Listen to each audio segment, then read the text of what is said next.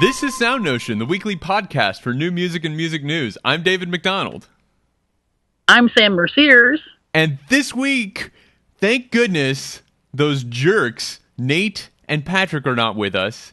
Due to some last-minute scheduling conflicts, it's just me and Sam this week. But that's cool, because we have some interesting stories to talk about. We are definitely going to talk about the curmudgeonly statements of John Adams to the New York Times this week.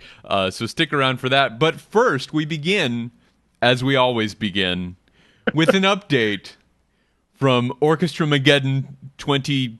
Well, I guess this is still 2012 that we're really dealing with.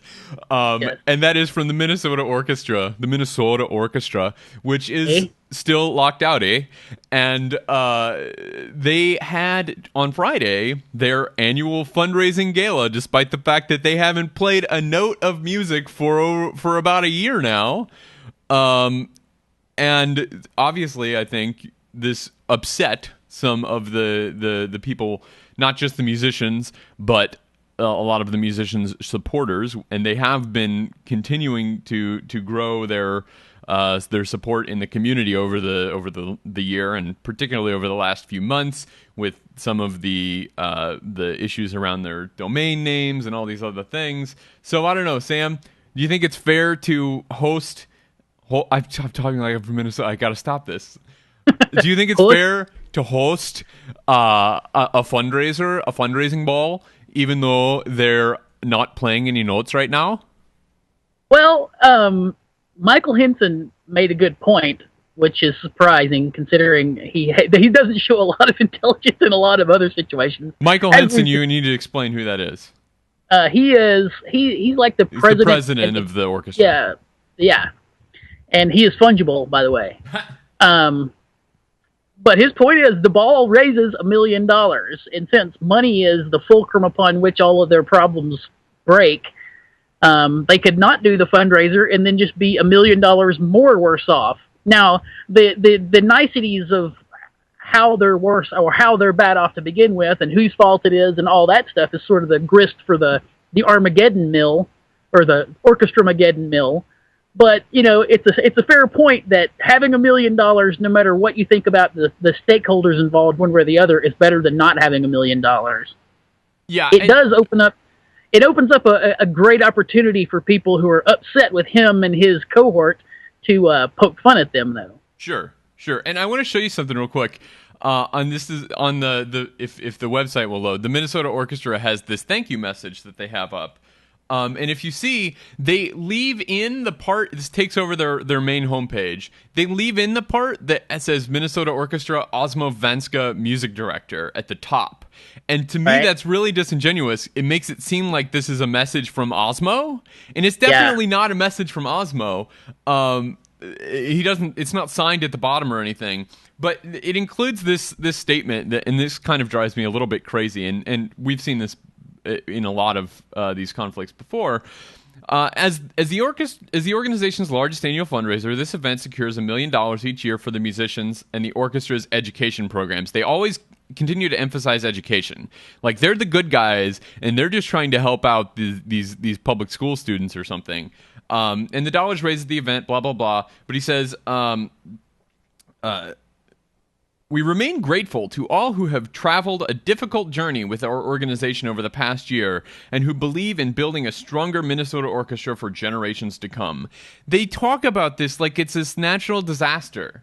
Like, there was this thing that happened that they haven't had any part in, but there's nothing I can do. There's just this thing that's happening, and it stinks, and we really appreciate everyone sticking with us while this thing still stinks. But they are half of the problem, at least, right? I mean, there's two sides that are negotiating. They are one of the two sides that are preventing there being an agreement and preventing there being any performance, right? Yeah, it's crazy making. Don't you wish you could get inside their heads? And I mean, something is keeping them from coming to some kind of an agreement. And I would like to just know what is really going on in the administration's head. Like, I don't know. Well, aside from the skeevy way that they posted that message, such that And I don't think that's an accident that it appears to come from Osmovanska. And music directors are as we've said before, are in a really tricky spot with this because they're kind of in between. They're kind of part of a management system, but they're also musicians themselves and are part of the talent side of the business side and the talent side. If you sit down in front of 110 people who are really pissed off at you, it doesn't make for good rehearsals or good performances. Exactly. So I think it's in poor taste to make that message appear to come from Maestro Vanska. So whatever. But another thing we should point out, the musicians have announced that they are going to have their own season of concerts, despite the fact that the orchestra is locked out. They have, or locked out if you're in Minnesota. They have announced just 2 concerts so far, but I would expect them to be announcing more. The first 2 concerts they've announced are October 4th and 5th, just a few weeks away as we're recording this at the end of September. And they include concerto performances from Emanuel Ax.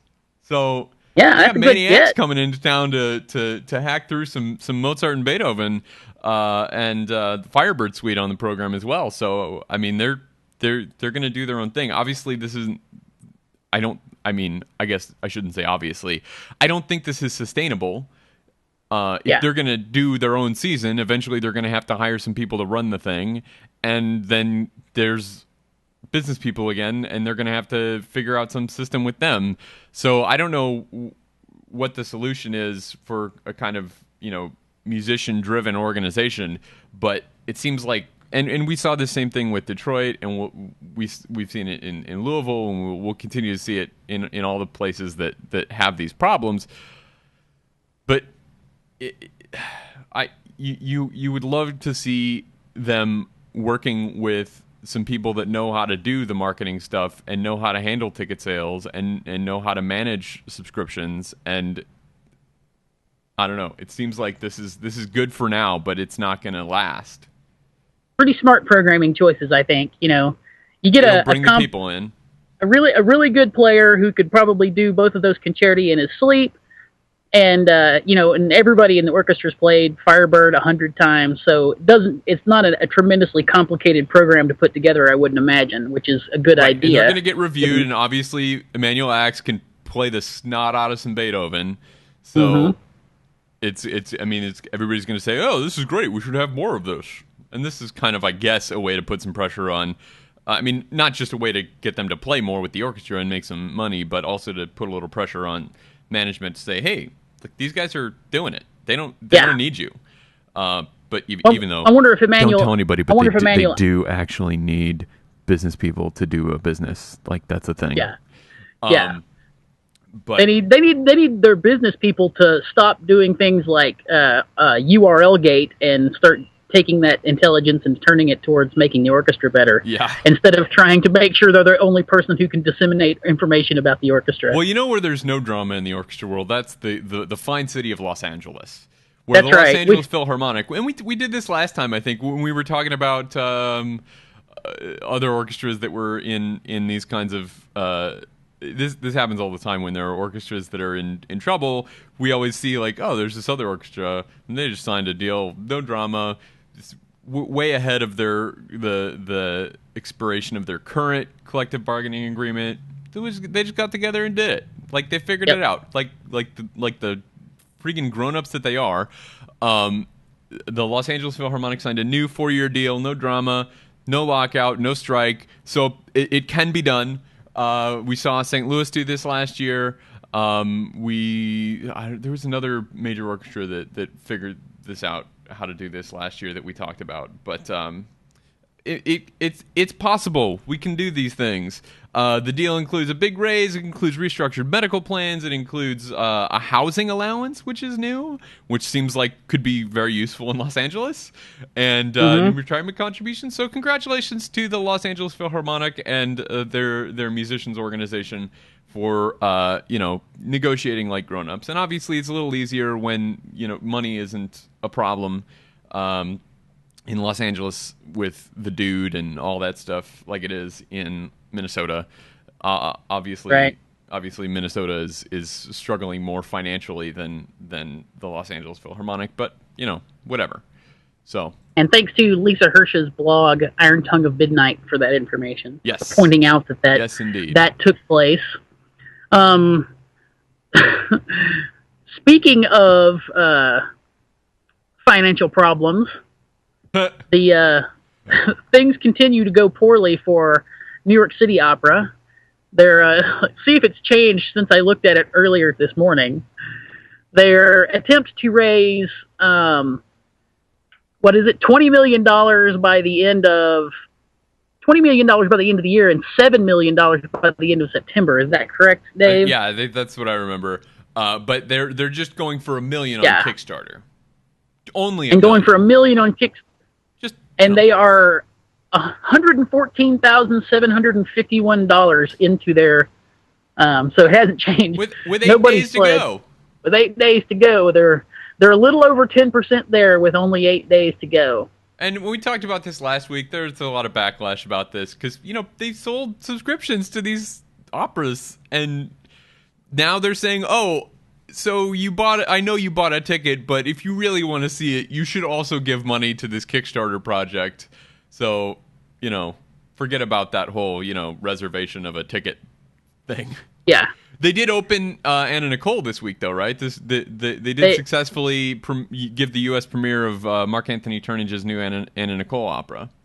Yep. So, and it's got some. The New York Times piece has some really some great images from the show. I haven't seen any images of the actual production, but it has to be when it was premiered in the UK last year, and it got relatively positive reviews. I think it would be an interesting thing to see. Yeah. And it is cool that people are writing operas about these kinds of figures. Well, they're the at least Mark Anthony Turnage is.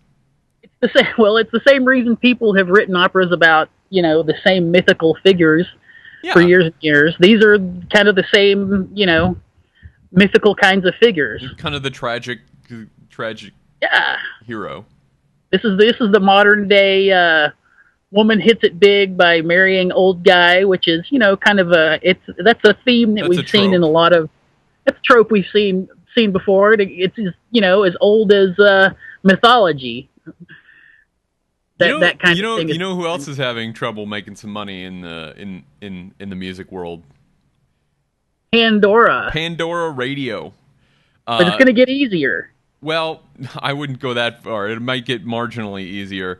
They in a suit that they have ongoing between them and ASCAP, and really Pandora is in I don't know how much I know that the majority of their expenses are licensing music from publishers and record labels, but right at number 2 has got to be attorneys.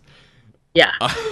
Because they seem to be in a different lawsuit every week. Them and Spotify are just in court every other day, it seems like. But Judge Denise L. Coate of the Manhattan District Court ruled this week that ASCAP cannot prevent Pandora from licensing any of the songs that they represent. So what normally happens is ASCAP licenses songs through publishers, and publishers in the pop music world are not like Boozy and Hawks. They're like people that own the rights to the compositions. They don't usually actually print anything, but they are the people that own the songs. And so ASCAP normally licenses the use of those songs for public performance, including things like radio airplay.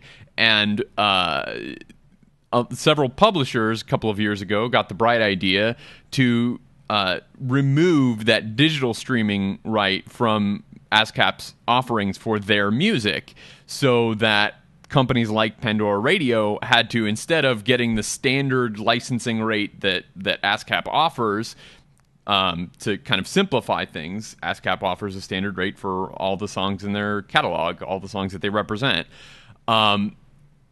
Companies like Sony ATV, that's one of the big 3 music publishers in the world, wanted Pandora to have to negotiate directly with them.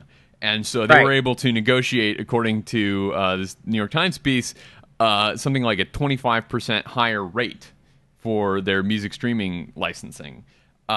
So Pandora didn't want to have to do that. Pandora said, well, you can't say, if ASCAP says that this music is for everyone to license for whatever the use is, then that means everyone has to be able to license it at this rate. Right. So Judge Coate agreed with Pandora. They said that everybody means everybody, all uses means all uses, all songs mean all songs. So now Pandora can go back to licensing their music through the ASCAP system and not have to go through their separate contract with Sony ATV, with Warner Chappell, or with Universal, or any of the other major publishers, which should end up saving them a big chunk of money. Obviously, ASCAP is not, I mean, it doesn't make a difference to them. They're kind of a middleman in the music licensing system, but the publishers are very upset, saying that this is damaging their ability to make money on their songs, and of course they always bring in the damage to the artists, because those are the things that people feel connected to. We'll see if it actually has any makes any difference in Pandora's bottom line over the coming quarters, but it should be interesting. We're continuing to see these. We're going to follow these fights for a long time. I don't know, Sam, do you have anything to add on the Pandora thing? Well, I was looking for a reaction to this piece, and I haven't found anything yet, because anytime something like this happens, some notable performer will come out and give a case for how this hurts the actual performer.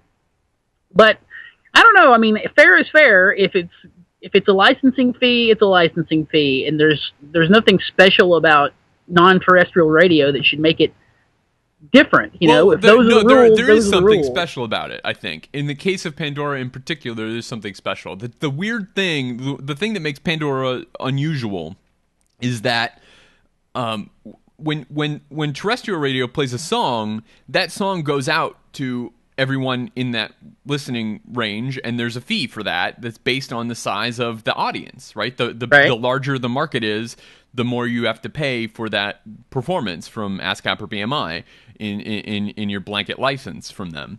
And when a song gets played on Pandora, that spin is just for the one person.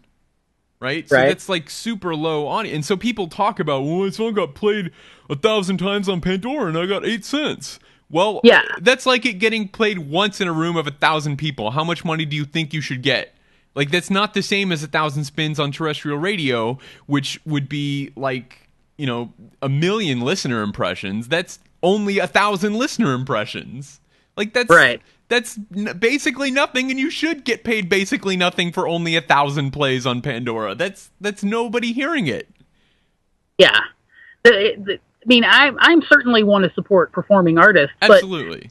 But every argument I've heard talking about how unfair Pandora is, I haven't been convinced about when they talk about the money they're making, because of what you're saying. I'm like, 10,000 listens is not that many.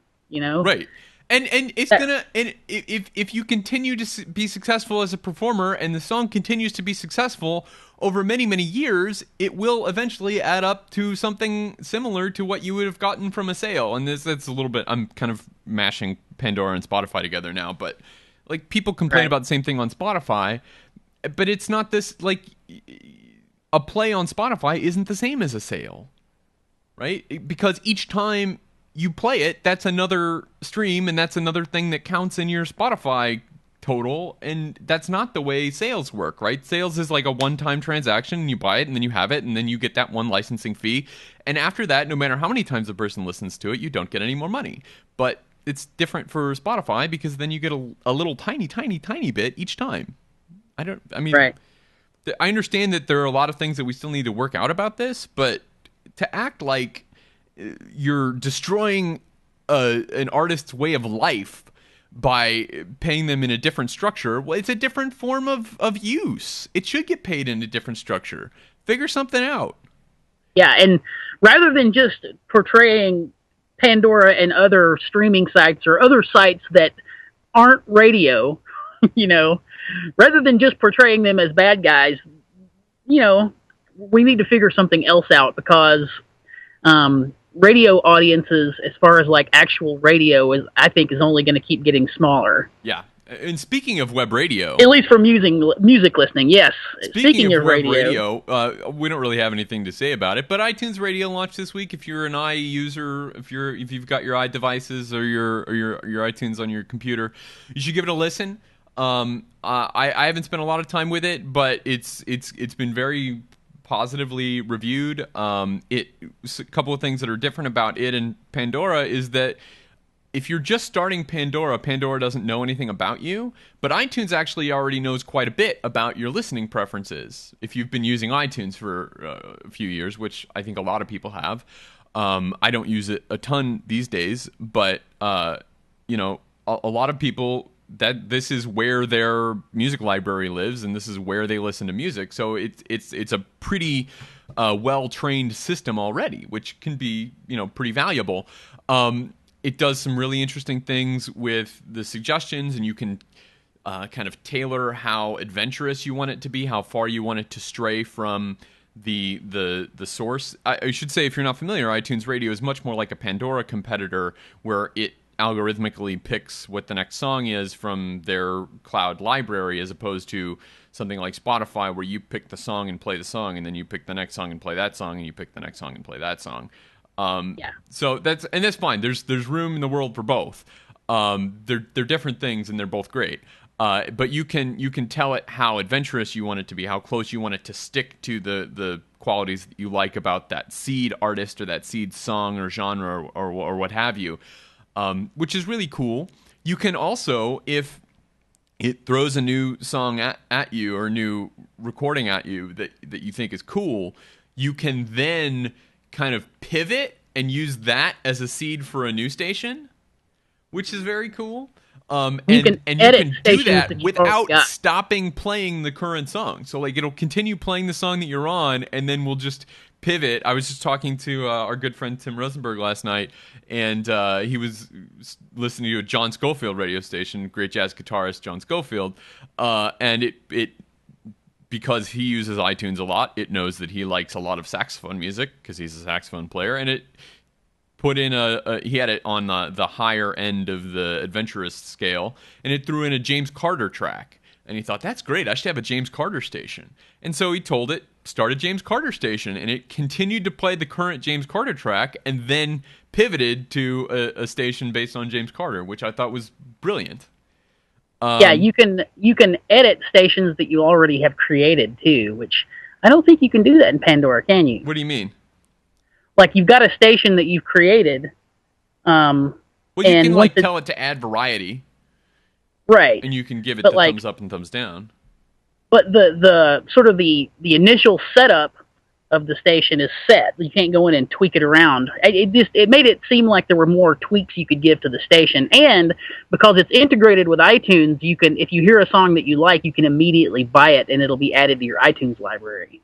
Which is cool, and Pandora tries to do that with their partners, right? Because they get a little commission, which is one of their revenue sources in addition to advertising, obviously, and the Pandora One or whatever their premium service is called. But I have no transition here. Curmudgeonly McAngry pants. Yes. Speaking of curmudgeonly old figures in the music industry, like those publishers that are angry about the new services, I don't want to call him a curmudgeon. That's not nice. I'll let Sam call him a curmudgeon. Well, that's just what I had on the list of the rundown to make this. What are we talking about, Sam? Well, I don't actually have the piece pulled up, but a piece in the New York Times, which was basically kind of a review, pre-concert write-up. It was before the premiere of John Adams' new saxophone concerto in Baltimore, which just happened a couple of days ago. Yeah, kind of addressing the idea that there's not a lot of sax concerti out there that are part of, the regular rip that you see quite a bit. Yeah, not like the Beethoven concerti that Maniacs is playing every weekend. Right.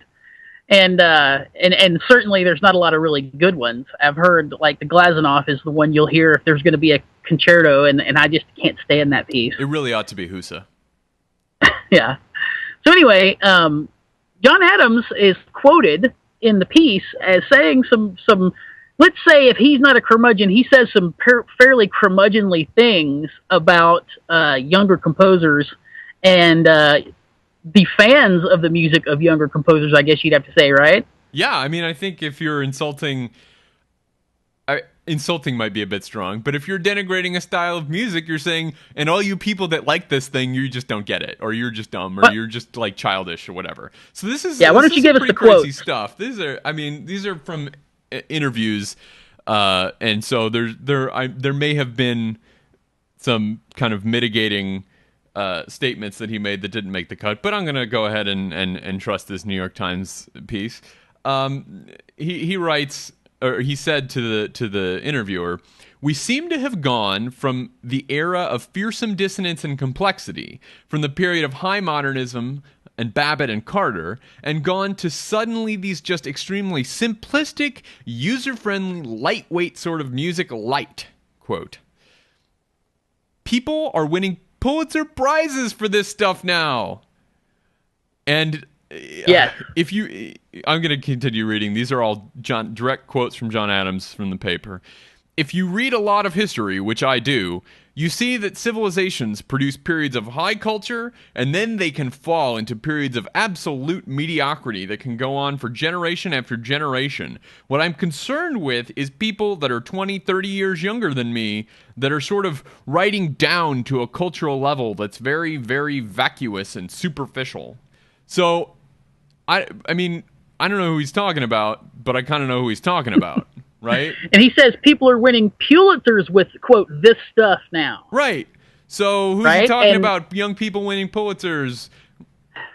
I don't know. Well, I did the math. I did the math, so to speak. If you take those criteria and say at least 20 years younger than him, and who has won a Pulitzer, the two people that fit that category are Kevin Putz, which I haven't heard the piece other than excerpts that he won for, and Carolyn Shaw, who just won last year, and I think that is a fantastic piece, and it's not vacuous, and it's not writing down to a low cultural level. You know,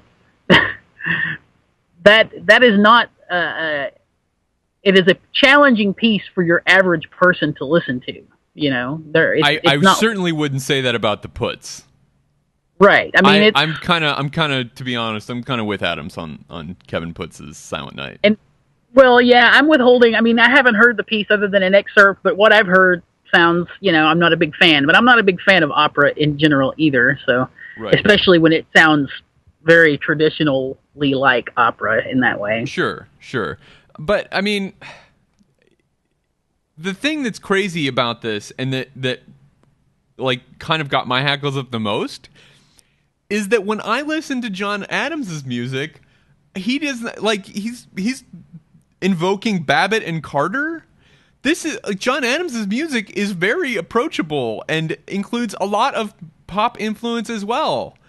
Yeah, and, I mean, I feel like he's talking about people like Nico Muhly, and in addition to the famous Pulitzer people that we mentioned, that have an audience that exists in this as much as I hate the expression, indie classical space, which is kind of in between indie rock and contemporary classical. And I don't think John Adams' music is that far removed from that kind of music.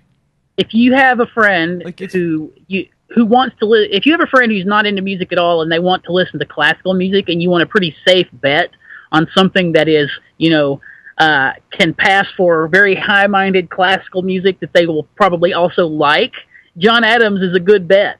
Totally. You know? I mean, I think a lot of his biggest pieces are vacuous. I don't like Transmigration. I don't like the piece either. I mean, he's got great stuff too, but I mean, yeah, I'm just trying to fight back a little bit in defense and when he was some of these people that he's ripping on. Yeah, and when he was a young composer trying to make a name for himself, what do you think the Carter and you know, his crowd, the people who are writing that kind of complexity in their music, what they thought about his music? They probably thought it was, or at least some of the people probably thought it was very lowbrow and writing down to a cultural level. Very, very easy. But now that he's John Adams with a capital J, you know, he gets to proclaim himself high culture and pass judgment on that which he finds to be low culture.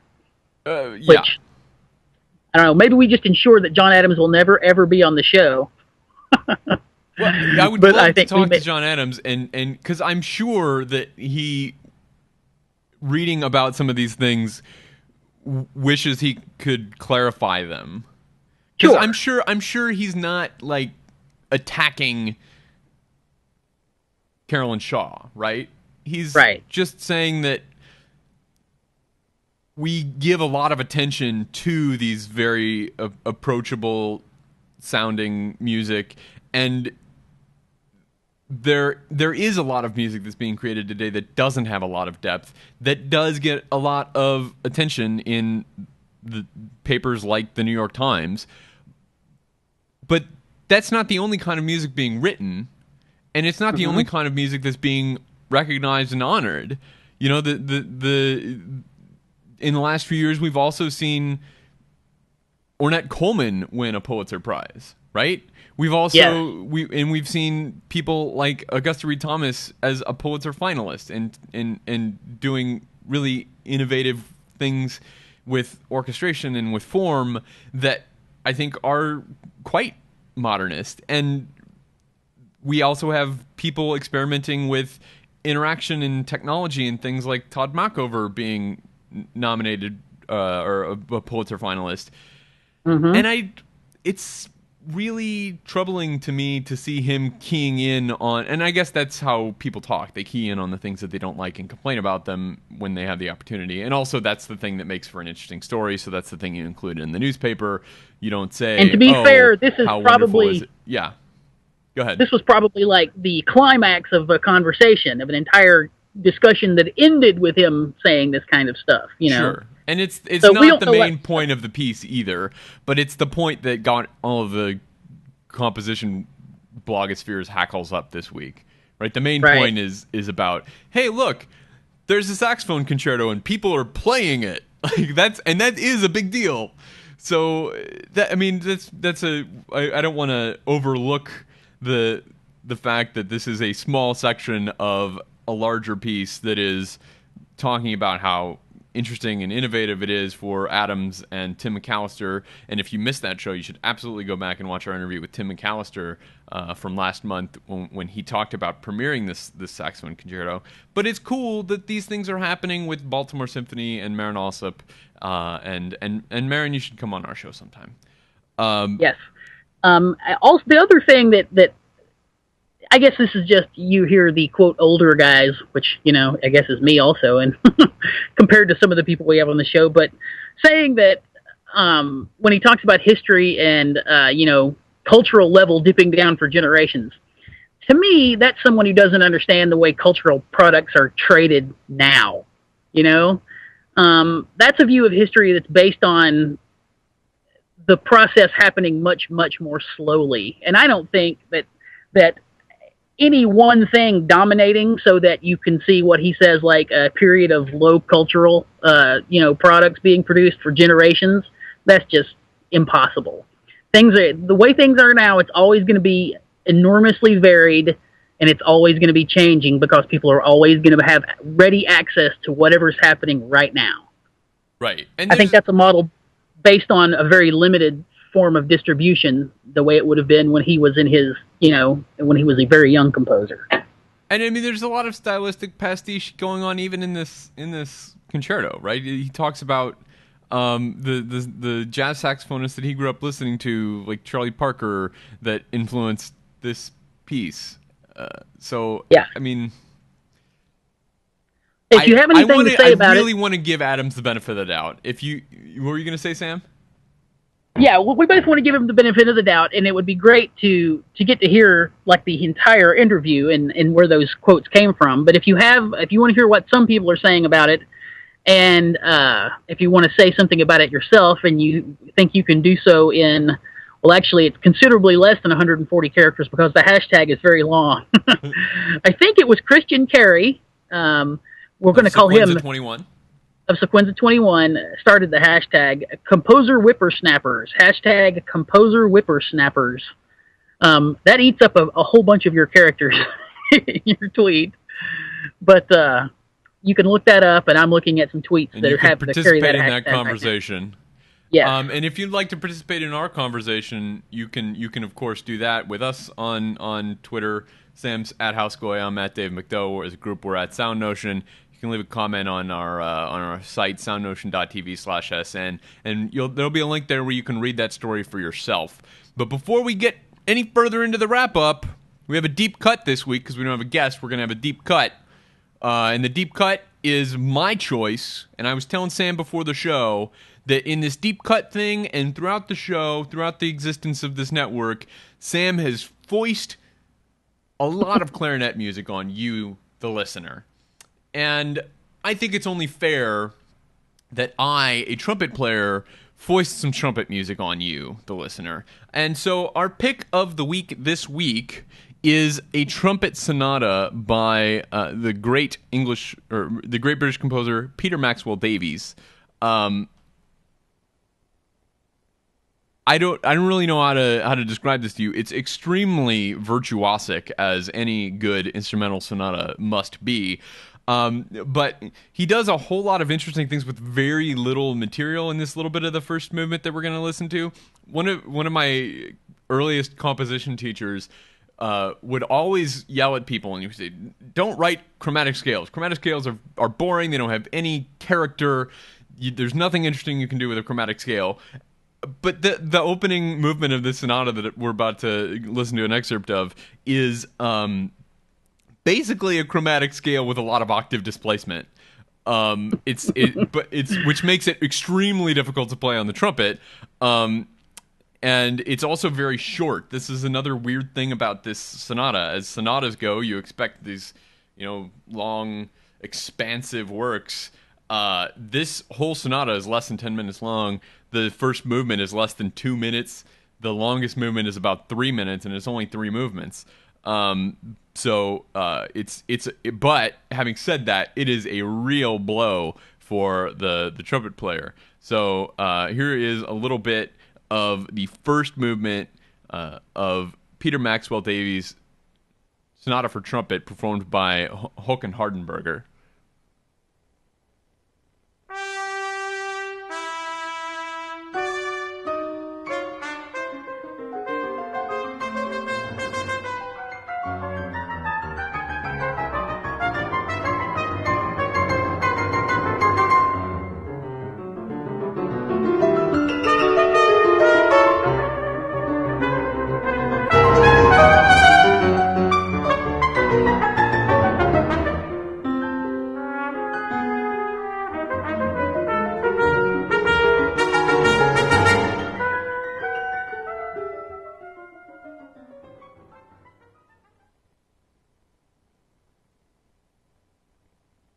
So that was a little bit of Håkan Hardenberger, trumpet virtuoso, performing the Peter Maxwell Davies Sonata for Trumpet on an album called The Virtuoso Trumpet.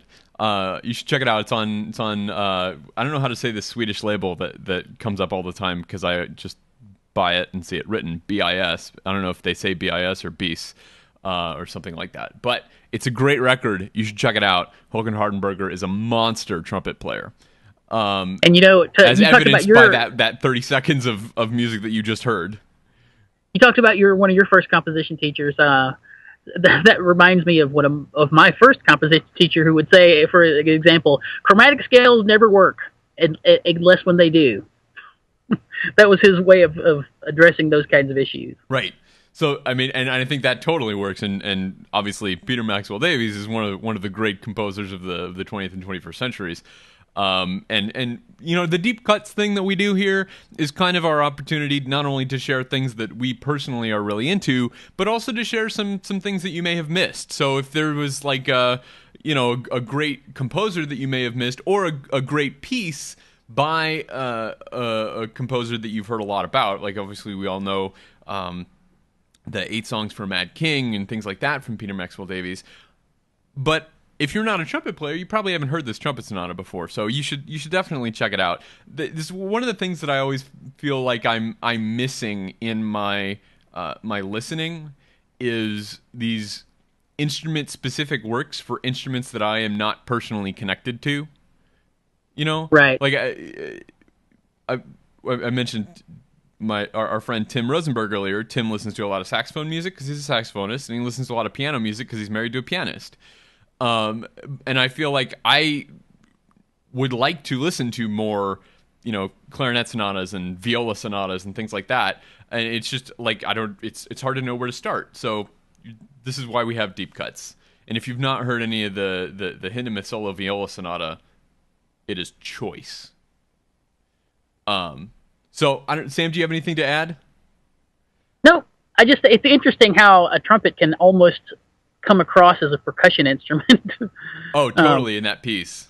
Yeah, I mean, the repeated notes. It makes you realize the piano is a percussion instrument, but it also is very percussive in the trumpet part.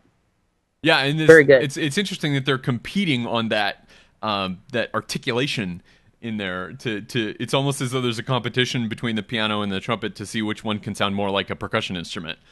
Yeah, and you were saying this is less than 10 minutes long total. I couldn't imagine if it was that level of intensity. I couldn't imagine doing much more than 10 minutes of that. Right. Without passing out. Right. I mean, I can't even play the first 10 bars of this thing. It's bonkers. But that's going to do it for this week's SoundNotion. Thank you to everyone who joined us live in chat. We do this show on Sunday mornings at 11 a.m. Eastern Time. So if you'd like to join us, we're at soundnotion.tv/live. It's a great time. We have a good time in chat. And when we have a guest, you can ask questions of the guest. When we don't have a guest, if you want to share your thoughts on any of the stories we talked about, Sam and I were sharing our opinions all morning. So you're welcome to participate in the conversation live or after the fact. If you're downloading this later, you can, as I mentioned earlier, leave a comment, soundnotion.tv/SN. You can leave a comment on Facebook or Twitter or YouTube. Like us, subscribe to us, follow us, whatever the things are in the social things. I don't really understand the internet. Subscribe to this show and all our shows in the iTunes store. Look out again for a new show coming up about electronic music in the next week or so. It's called Patch In with Nate Blyton and Ben Furman. It's going to be a great show. Normally I like to solicit money from you at this point in the show, and I'm going to not do that this time. What I am going to ask you to do, instead of that, my different, slightly altered call to action, go to the iTunes store and leave us a nice review. If you don't like us, then don't leave us a review. But go leave us a review in the iTunes store. That would mean a lot to us. Does that help us in some way? I don't know. I guess if other people are looking at it and there's a good review. You know how it helps us, Sam? It helps our ego. That's true. And that, I think, is worth at least 10% of your Amazon purchases. We both know if there's anything composers need help with, it's their ego. Exactly. So, it'd be a nice thing for you to do for us, and it costs you nothing but 10 seconds of your time. So if you enjoy subscribing to our show via iTunes, give us a nice little review. We would appreciate that. SoundNotion's introduction includes music by Patrick Gullo, who is not with us this week, but will hopefully be back with us soon, and video by Tyler Lepp. Thanks again for watching or listening, and we will see you back next week.